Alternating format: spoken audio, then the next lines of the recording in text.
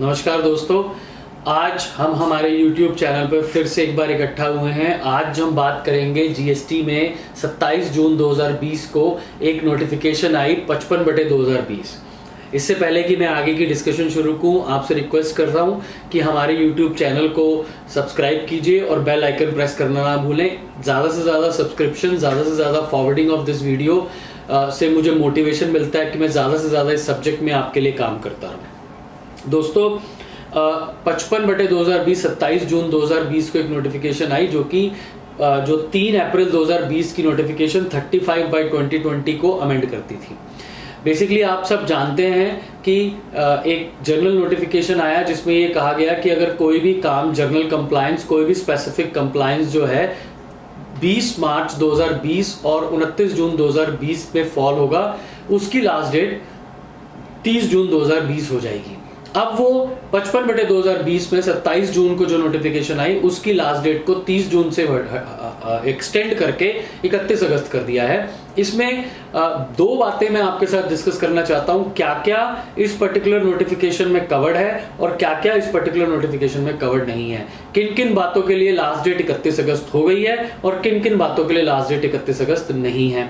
थोड़ा सा complicated process हो गया है सारा इस समय कोविड-19 के दौरान, बट कोई बात नहीं, हम सब अपनी अपनी पूरी कोशिश करेंगे ज्यादा से ज्यादा इस बात को सिंप्लीफाई करने की। क्या इस नोटिफिकेशन के अंदर इंक्लूडेड है 20 मार्च 2020 के और 29 अगस्त 2020 के बीच में अगर मैं जो बातें बता रहा हूं ये कोई भी फॉल होगी तो उसकी डेट 31 अगस्त ऑटोमेटिकली हो जाएगी। उसके बाद मैं बताऊंगा कि क्या क्या इस पर्टिकुलर पीरियड के एक्सेप्शंस हैं, इस पर्टिकुलर नोटिफिकेशन के एक्सेप्शंस हैं कि उनके ऊपर ये रिलैक्सेशन नहीं लगता। पहला, अगर आपने 20 मार्च 2020 से 30 अगस्त 2020 तक कोई भी शो कॉज नोटिस का रिप्लाई करना है तो उसकी लास्ट डेट 31 अगस्त हो गई। सिमिलरली आपने कोई समन्स का रिप्लाई करना है तो लास्ट डेट 31 अगस्त हो गई। आपने कोई एलयूटी अप्लाई करनी है फाइनेंशियल ईयर 2021 के लिए 31 अगस्त लास्ट डेट है। आपने कोई अपील फाइल करनी है 31 अगस्त लास्ट डेट है। आपने कोई रिफंड एप्लीकेशन फाइल करनी थी और उसकी लास्ट ड्यू डेट जो है इस पर्टिकुलर पीरियड में फॉल होती है तो उसकी लास्ट डेट ऑटोमेटिकली 31 अगस्त हो गई। आपका जो 180 दिन वाला पीरियड है जो इस पर्टिकुलर पीरियड में फॉल होता है, लैप्स होता है, तो उसको भी 31 अगस्त को ही माना जाएगा।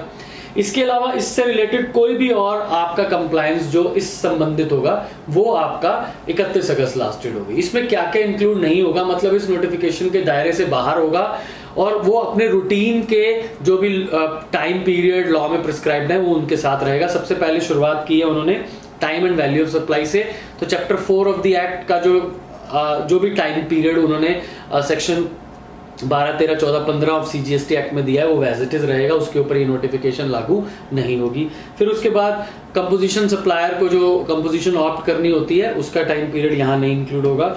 उसके बाद registration outside the preview, registration में 30 दिन में अप्लाई करना है, वो सब चीजें करनी है, वो सब वैसा का वैसा ही रहेगा। आपको कैजुअल टैक्सेबल पर्सन और नॉन रेजिडेंट टैक्सेबल पर्सन से रिलेटेड कोई भी आपको एक्टिविटी करनी है वो आउटसाइड दिस नोटिफिकेशन है। आपको टैक्स इनवॉइस इशू करना है सेक्शन 31 में, आउटसाइड दिस नोटिफिकेशन है। वहां जो 30 दिन 60 दिन का जो भी समय दिया गया है आपको उसके हिसाब से ही आपको करना है, या जो भी समय दिया गया है सेक्शन 31 में उसके हिसाब से आपको टैक्स इनवॉइस इशू करने हैं। इस नोटिफिकेशन के अंदर आपको कोई रिलैक्सेशन नहीं मिलेगा। उसके बाद आपने आउटवर्ड सप्लाई जो जीएसटीआर 1 सेक्शन 37 में फाइल करना है, इस नोटिफिकेशन में आपको कोई रिलैक्सेशन नहीं है। उसके बाद सेक्शन 39 में जो आपको जीएसटीआर 3 भी सप्लाई करना है, फाइल करना है, उसमें भी कोई रिलैक्सेशन नहीं है एक्सेप्ट 3 फॉर्म्स जीएसटीआर 5, 6 एंड 7। 5 जो है वो नॉन रेजिडेंट टैक्सेबल पर्सन के लिए, 6 जो है वो आईएसडी के लिए और 7 जो है वो टैक्स डिडक्टेड सोर्स के लिए। इन तीनों की डेट 31 अगस्त हो जाएगी। जिसकी भी डेट इस पर्टिकुलर पीरियड में फॉल होगी इसमें, उसकी डेट ऑटोमेटिकली 31 अगस्त मान सकते हैं। उसके बाद आपको लिवी ऑफ लेट फी में टाइम पीरियड जो भी खत्म हो रहा है वो सेक्शन 47 के हिसाब से होगा, वहां पर यह नोटिफिकेशन अप्लाई नहीं होगी। उसके बाद सेक्शन 50 में ब्याज का, सेक्शन 68 में ईवे बिल का भी टाइम पीरियड ईवे बिल के हिसाब से चलेगा, इस पर इस नोटिफिकेशन का कोई प्रभाव नहीं पड़ेगा। पावर टू अरेस्ट में इस नोटिफिकेशन का कोई प्रभाव नहीं पड़ेगा। Liability to of firm to pay tax में कोई प्रभाव नहीं पड़ेगा। पेनल्टीज एंड ऑफेंसेस उसके ऊपर कोई इसका इफेक्ट नहीं पड़ेगा।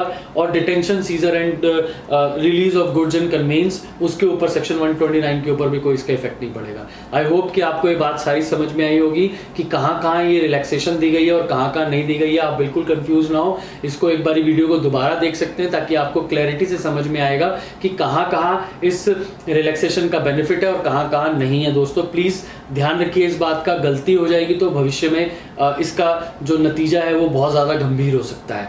आपका वीडियो देखने के लिए बहुत बहुत धन्यवाद। मैं फिर से रिक्वेस्ट करूंगा कि आप ज़्यादा से ज़्यादा इस वीडियो को शेयर करें, हमारे यूट्यूब चैनल को सब्सक्राइब करें, बेल आइकन को प्रेस करना ना भूलें। धन्यवाद दोस्तों।